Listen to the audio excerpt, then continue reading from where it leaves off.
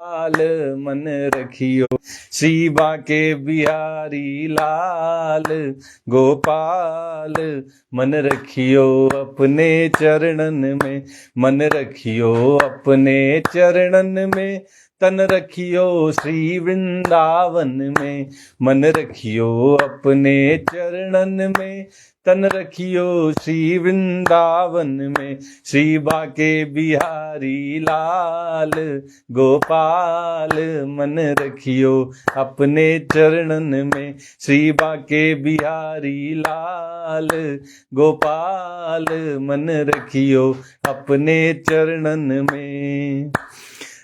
तेरे शीस पे मुकुट विराज रहा, तेरे शीस पे मुकुट विराज रहा, कानों में कुंडल साज रहा, कानों में कुंडल साज रहा, तेरे गल वैजंती माल गोपाल मन रखियो अपने चरणन में, तेरे गल वैजंती माल गोपाल मन रखियो अपने चरणन में, श्री बांके बिहारी लाल गोपाल मन रखियो अपने चरणन में, श्री बांके बिहारी लाल गोपाल मन रखियो अपने चरणन में। तेरे नैनों में सुरमा साज रहा, तेरे नैनों में सुरमा साज रहा, तेरे मुख में बीड़ा राज रहा, तेरे मुख में बीड़ा राज रहा, तेरी ठोड़ी में हीरा लाल गोपाल मन रखियो अपने चरणन में, तेरी ठोड़ी में हीरा लाल गोपाल मन रखियो अपने चरणन में, श्री बांके बिहारी लाल गोपाल मन रखियो अपने चरणन में, श्री बांके बिहारी लाल गोपाल मन रखियो अपने चरणन में।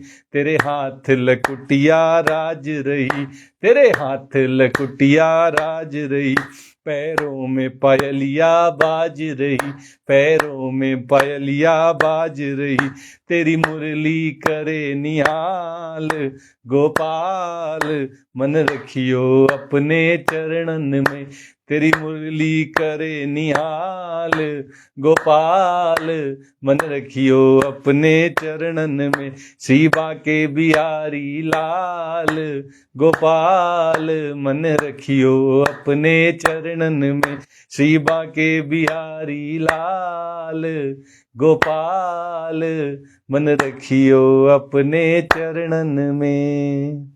जय श्री कृष्णा। श्रीमद् भागवत जी की कथा में आप सबका स्वागत है। कल जब हम कथा कह रहे थे तो नारद मुनि व्यास देव जी महाराज से कह रहे थे कि मैंने तो भगवान का कीर्तन, भगवान का भजन करने के लिए सारी लज्जा छोड़ दी, सारा संकोच छोड़ दिया। लज्जा और संकोच छोड़कर भगवान के अत्यंत रहस्यमय और मंगलमय मधुर नामों और लीलाओं का कीर्तन और स्मरण करने लगा। कहते हैं कि स्पृहा, मद, मस्तर ये जितने दुर्गुण थे वे पहले ही नारद जी के हृदय से निवृत्त हो चुके थे और वे आनंद पूर्वक अपना जीवन घूम घूम कर इधर उधर विचरण करते हुए व्यतीत कर रहे थे, क्योंकि उन्हें पता था कि अंत समय जब आएगा उसके बाद मुझे भगवान के पार्षद के रूप में जन्म प्राप्त होगा। नारद जी कहते हैं कि इस प्रकार भगवान की कृपा से मेरा हृदय शुद्ध हो गया, आसक्ति मिट गई और मैं श्री कृष्ण परायण हो गया। केवल और केवल भगवान श्री कृष्ण का भजन कीर्तन, उनके नामों, उनकी लीलाओं का स्मरण करना, कीर्तन करना, यही नारद जी के जीवन का उद्देश्य बन गया। कुछ समय बाद नारद जी की मृत्यु हुई और उन्हें भगवत पार्षद शरीर प्राप्त हो जाने का अवसर आया। प्रारब्ध कर्म समाप्त हो गए और उनका पंच भौतिक शरीर नष्ट हो गया। नारद जी कहते हैं, कल्पांत इदमादाय सयानेम भस्युदन्वतः शिशईशोरनुप्राणम विविशेन्तरहं विभो। नारद जी कहते हैं कि कल्प के अंत में जिस समय भगवान नारायण एकार्णों, जिसे प्रलयकालीन समुद्र भी कहते हैं, उसके जल में जब शयन कर रहे हैं, उस समय उनके हृदय में शयन करने की इच्छा से इस सारी सृष्टि को समेटकर ब्रह्मा जी जब उनके हृदय में प्रवेश करने लगे, तब उनके श्वास के साथ नारद जी भी भगवान नारायण के हृदय में प्रवेश कर गए। सहस्त्रयुग पर्यन्ते उत्थायेदं शिशिक्षतः मरीचि मिश्रा ऋषयः प्राणेभ्योऽहं च जज्ञिरे। नारद जी कहते हैं कि 1,000 मतलब 1,000 चतुर्युग बीत जाने पर जब ब्रह्मा जी जगे और उन्होंने सृष्टि को उत्पन्न करने की इच्छा की, तब उनकी इंद्रियों से मरीचि आदि ऋषियों के साथ नारद जी भी प्रकट हो गए। अंतर्बहिश्च लोकांस्त्रीन् पर्येम्य स्कंदित वृतः अनुग्रहान् महाविष्णो रविघात गति क्वचित। नारद जी कहते हैं कि तभी से मैं भगवान की कृपा से बैकुंठ आदि में और तीनों लोकों में बाहर और भीतर बिना रोक टोक के विचरण किया करता हूं। भगवान के पार्षद हैं, भगवान की तरह उनको भी जहां चाहे वहां पहुंच जाने की पूरी आजादी है। और इसलिए नारद जी कभी तो वैकुंठ पहुंच जाते हैं, कभी तीनों लोकों के भ्रमण पर निकल पड़ते हैं, कभी अंदर आते हैं, कभी बाहर निकल जाते हैं। ऐसे बिना रोक टोक उनका यह विचरण चलता रहता है, उनका आना जाना लगा रहता है। नारद जी कहते हैं कि मेरे जीवन का व्रत भगवत जन अखंड रूप से चलता रहता है। ये जो भगवत भजन है, ये अखंड रूप से नारद जी के जीवन में चलता रहता है। उनको भगवान की ऐसी कृपा प्राप्त हुई है कि उनके पास केवल एक ही कार्य रह गया है, भगवान के भजन करना। बड़े सौभाग्य से उनको यह नसीब हुआ है। देवदत्तामिमां वीणां स्वर ब्रह्म विभूषितां मूर्छयित्वा हरिकथां गायमानश्चराम्यहम्। नारद जी कहते हैं कि भगवान की दी हुई इस स्वर ब्रह्म से विभूषित वीणा पर तान छेड़कर मैं उनकी लीलाओं का गान करता हुआ सारे संसार में विचरता रहता हूं, भ्रमण करता रहता हूं। भगवान ने ही नारद जी को वीणा दी है और उस वीणा से भगवान के ही गुणों का, उनकी लीलाओं का, उनके नामों का कीर्तन नारद जी करते हैं। अच्छा, हम सबको ये शरीर किसने दिया है? हमारे माता पिता के माध्यम से प्राप्त हुआ है। ये भगवान का दिया हुआ शरीर है। अगर हम इस शरीर का उपयोग भी भगवान की प्रसन्नता के लिए, भगवान के बनाए हुए इस संसार में सेवा के लिए, प्रेम के लिए करते हैं, तो भगवान को बड़ी प्रसन्नता होती है। नारद जी की जो वीणा है भगवान की दी हुई है। अगर भगवान की दी हुई वीणा से नारद जी भगवान के नामों का, उनकी लीलाओं का कीर्तन करते हैं, तो भगवान बड़े प्रसन्न होते हैं। ऐसे ही हमारे शरीर से अगर हम सबकी सेवा करते हैं, सबसे प्रेम करते हैं, समाज की, राष्ट्र के निर्माण में अपना योगदान देते हैं, तो भी भगवान को बड़ी प्रसन्नता होती है। प्रगायतः स्ववीर्याणि तीर्थपादः प्रियश्रवाः आहूत इव मे शीघ्रं दर्शनम याति चेतसी। नारद जी कहते हैं कि जब मैं भगवान श्री कृष्ण की लीलाओं का गान करने लगता हूं, तब वे प्रभु जिनके चरण कमल समस्त तीर्थों के उद्गम स्थान हैं और जिनका यशोगान मुझे बहुत ही प्रिय लगता है, बुलाए हुए की भांति तुरंत मेरे हृदय में आकर दर्शन दे देते हैं। भगवान की भक्ति, भगवान के प्रति प्रेम जब हृदय में उत्पन्न होता है, तो भगवान के आने में फिर देर नहीं लगती। भगवान भी तुरंत वहां पहुंच जाते हैं। जैसे किसी को बुलाया जाए और वो हमारे बुलाने पर प्रसन्न होकर हमारे यहाँ पधारे, ऐसे ही भगवान को जब हम भक्ति और प्रेम पूर्वक उनकी लीलाएं, उनके गुणगान, उनके नामों का रस गान करते हुए, कीर्तन करते हुए पुकारते हैं, तो भगवान भी चले आते हैं। बोलिए भक्तवत्सल भगवान की जय। भगवान को अपने यशोगान बड़ा प्रिय लगता है और वो तुरंत हृदय में आकर अपने प्रेमी के, अपने भक्त के हृदय में दर्शन दे देते हैं। नारद जी कहते हैं कि भगवान के जो चरण कमल हैं वो सभी तीर्थों के उद्गम स्थान हैं। अगर भगवान के चरण हमारे हृदय में आ जाएं, भगवान के चरणों की छवि हमें बंद आंखों से दिख जाए तो समझ लीजिए हमने सारे तीर्थ कर लिए। और सारे तीर्थ करके भी अगर भगवान के चरणों के प्रति अनुराग ना हुआ, प्रीति ना हुई, भगवान में भक्ति, भगवान में प्रेम उत्पन्न ना हुआ, तो तीर्थों में भटकने से कोई फायदा नहीं होने वाला है। भगवान के चरण कमल तीर्थों के उद्गम हैं, तीर्थों को भी पवित्र करने वाले हैं, उनकी पवित्रता का कारण है। एतद्ध्यातु रचित्तानां मात्रा स्पर्शे क्षयामुः भव सिंधु प्लवो दृष्टो हरिचर्यानुवर्णनम।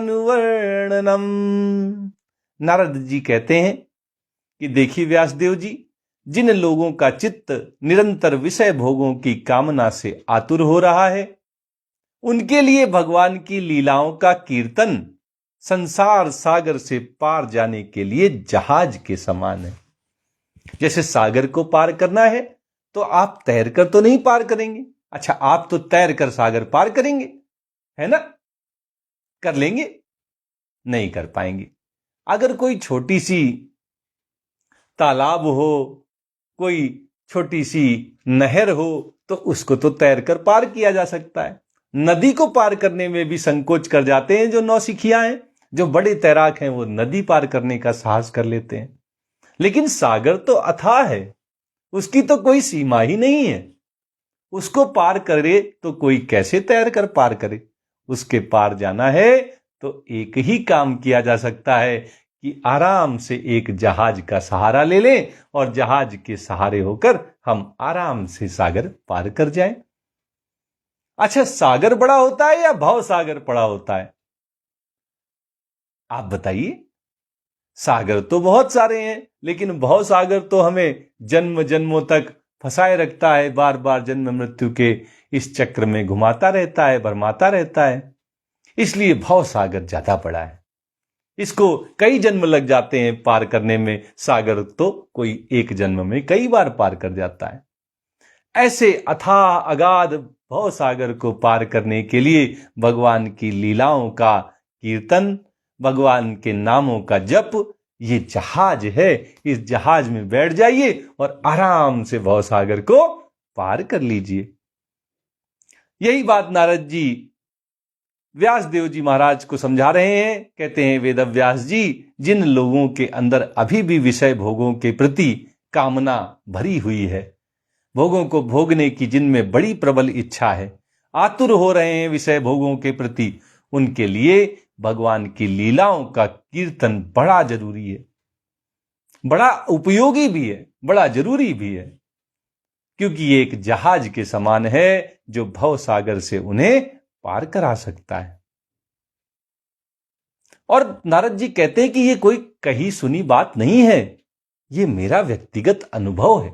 मैंने अपने जीवन में इस बात को अनुभव किया है कि केवल भगवान की लीलाओं का कोई कीर्तन करने लगे तो फिर उसको इस जन्म मृत्यु के चक्र में कभी कोई नहीं फंसा सकता, उसका पुनर्जन्म नहीं हो सकता, उसको तो मुक्ति ही प्राप्त होगी, वो तो वैकुंठ धाम को ही जाएगा, वो तो हमारे श्री कृष्ण भगवान के साथ गोलोक धाम वृंदावन में रहेगा। फिर उसको ये कष्ट, ये दुख, ये परेशानियां नहीं झेलनी पड़ेंगी। या आगे नारद जी कहते हैं, यमादिर भी योग पथैः काम लोभ हतो मुहु मुकुंद सेवया यद्वत तथात्माधान साम्यति। नारद जी कहते हैं कि काम और लोभ, इनकी चोट से बार बार जिसका हृदय घायल हो गया है, कहीं पर यम नियम आदि योग मार्गों से भी जिसे शांति नहीं मिल रही है, उनको भी अगर भगवान की लीलाओं का कीर्तन करना सिखाया जाए, वे भी अगर भगवान की लीलाओं का गुणगान करें, तो उनका भी कल्याण हो जाएगा। सर्वं तदिदमाख्यातं यत पृष्ठोऽहं त्वया नघ, जन्म कर्म रहस्यं मे भवतश्चात्मतोषणम्। नारद जी कहते हैं कि व्यास जी, आप तो निष्पाप हैं। आपने मुझसे जो कुछ पूछा था वह सब मैंने जन्म और साधना का रहस्य तथा आपकी आत्मतुष्टि का उपाय, ये सारा मैंने आपको बतला दिया। यम नियम योग मार्गों के द्वारा भी जो शांति नहीं प्राप्त किया जा सकती, उस शांति को प्राप्त करने का उपाय मैंने आपको बता दिया। काम और लोभ के कारण जो हृदय विदीर्ण हो चुके हैं, उनके जीवन में भी शांति कैसे आए, यह उपाय मैंने तुम्हें बता दिया। भाव सागर से लीलाओं का गुणगान करते हुए कैसे पार हुआ जाए, ये भी मैंने आपको बता दिया। जो आपने पूछा था वो भी बता दिया, अपने जीवन का वृत्तांत सुना दिया। आपको कैसे संतुष्टि प्राप्त हो, आत्मतुष्टि प्राप्त हो, इसका उपाय मैंने बता दिया। सूत जी आगे की कथा सौनक आदि ऋषियों से कहते हैं। सूत उवाच, श्री सूत जी कहते हैं, एवं संभाष्य भगवान नारदो वासवी सुतम आमंत्र वीणाम रणयन ययौ यादृच्छिको मुनि। सूत जी महाराज कहते हैं कि सौनक आदि ऋषियों, देवर्षि नारद ने व्यास देव जी से इस प्रकार कहकर जाने की अनुमति ली। कहा कि अब मैं चलता हूं, जिस कार्य के लिए मेरा आगमन हुआ था वह पूर्ण हुआ। और वीणा बजाते हुए स्वच्छंद विचरण करने के लिए वे वहां से चल पड़े। बोलिए देवर्षि नारद महाराज की जय, वेदव्यास भगवान की जय। जब नारद जी ने जाने की इच्छा दिखाई, वीणा से तार छेड़ते हुए, भगवान के नामों का कीर्तन करते हुए, भगवान की लीलाओं का गुणगान करते हुए वहां से जाने लगे, तो वेदव्यास जी बोल पड़े, अहो देवर्षि धन्योयम यत कीर्तिम सारंग धन्वनः गायन माद्यन्निदम तंत्रया रम्यत्यातुरम जगत। व्यासदेव जी कहते हैं कि आहा, ये देवर्षि नारद धन्य हैं, क्योंकि ये सारंग पाणी भगवान की कीर्ति को अपनी वीणा पर गा गा कर स्वयं तो आनंद मग्न होते ही हैं, साथ साथ इस त्रिताप तप्त जगत को भी आनंदित करते रहते हैं। दैहिक, दैविक और भौतिक इन तीनों तापों से जो तप्त हो रहा है, दग्ध हो रहा है, उस जगत को भी भगवान के गुणगान से नारद मुनि आनंदित करते हैं। स्वयं तो वो वीणा पर भगवान के नामों को, लीलाओं को गाते हुए बड़े आनंदित रहते हैं, और जो आनंद जिसके अंदर उमड़ पड़ता है, वो फिर जहां जाता है वहां आनंद ही आनंद फैलाता है। ये तो आपका भी अनुभव होगा कि जो दुखी होता है वो जहां जहां जाता है वहां वहां सबको दुखी कर देता है, और जो प्रसन्न होता है, खुशहाल होता है, सुखी होता है, वो जहां जाता है वहां खुशियां आती हैं, वहां किलकारियां होती हैं। नारद जी स्वयं आनंदित हैं, जहां जहां जाते हैं, जहां जहां वीणा के तार छेड़ देते हैं, जहां जहां भगवान की लीलाओं का, नामों का गुणगान करना प्रारंभ कर देते हैं, वहां जो भी होता है वो सब आनंदित हो जाता है। इति श्रीमद्भागवते महापुराणे पारमहंस्यां संहितायां प्रथम स्कंधे व्यास नारद संवादे षष्ठो अध्यायः। इस तरह व्यास नारद संवाद नामक यह प्रथम स्कंद का 6वां अध्याय आज पूर्ण हुआ। श्रीमद्भागवत महापुराण परमहंसों की संहिता है, इसका एक और अध्याय आज भगवान की कृपा से पूर्ण हुआ। बोलिए भक्तवत्सल भगवान की जय, कृष्ण कन्हैया लाल की जय। आइए भागवत जी की आरती करते हैं और आज की कथा को यहीं संपन्न करते हैं।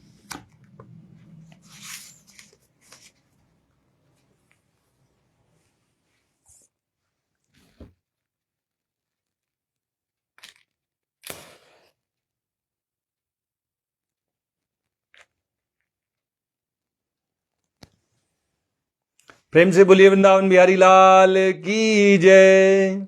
श्री भागवत भगवान की है आरती, पापियों को पाप से है तारती।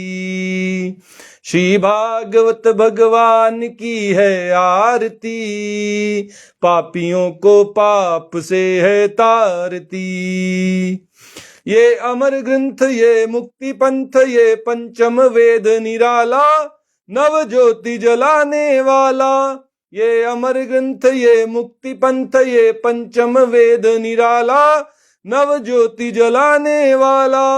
हरि नाम यही हरिधाम यही, हरि नाम यही हरिधाम यही, यही जग मंगल की आरती, पापियों को पाप से है तारती। श्री भागवत भगवान की है आरती, पापियों को पाप से है तारती। ये शांति गीत पावन पुनीत, पापों को मिटाने वाला, हरि दरस दिखाने वाला। ये शांति गीत पावन पुनीत, पापों को मिटाने वाला, हरि दरस दिखाने वाला। ये सुख करनी ये दुख हरिणी, ये सुख करनी ये दुख हरिणी, श्री मधुसूदन की आरती, पापियों को पाप से है तारती। श्री भागवत भगवान की है आरती, पापियों को पाप से है तारती।